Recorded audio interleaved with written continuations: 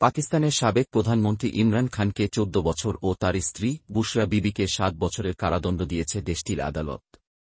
তাদের বিরুদ্ধে ১৯ কোটি পাউন্ড দুর্নীতির মামলায় এ রায় ঘোষণা করেন দেশটির অ্যাকাউন্টেবিলিটি কোর্টের বিচারক নাসির জাবেদ রানা। রায়ের সময় আদিয়ালায় উপস্থিত ছিলেন পাকিস্তানের দুর্নীতিবিরোধী সংস্থা ন্যাশনাল অ্যাকাউন্টেবিলিটি ব্যুরোর এনএবি নেতৃত্ব দেওয়া প্রসিকিউটর জেনারেল সর্দার মুজাফফর আব্বাসী।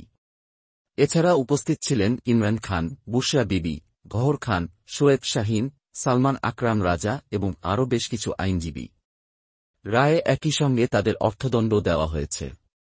ইমরান খানকে ১ মিলিয়ন রুপি এবং বুশরাকে ৫ লাখ রুপি জরিমানা দিতে হবে। জরিমানা দিতে ব্যর্থ হলে ইমরান খানকে আরও ৬ মাসের জেল এবং বুশরা বিবিকে ৩ মাসের জেল ভোগ করতে হবে। ডনের প্রতিবেদনে বলা হয়েছে, এই রায় এর আগে ৩ বার পেছানো হয়েছিল। পাকিস্তানে সাধারণ নির্বাচনের পর ২০২৪ সালের ২-৭ ফেব্রুয়ারি এই মামলায় অভিযুক্ত হন পাকিস্তান তেহরিক ইনসাফের পিটিআই চেয়ারম্যান ইমরান খান ও তার স্ত্রী বুশরা। এই রায়ের আগে আদিয়ালা কারাগারের বাইরে পিটিআই চেয়ারম্যান ব্যারিস্টার গহর আলী খান বলেছেন, আপনি অনুমান করতে পারেন গত ২ বছরে কি অবিচার হয়েছে। সুষ্ঠু বিচার হলে ইমরান ও বুশরা খালাস পাবেন।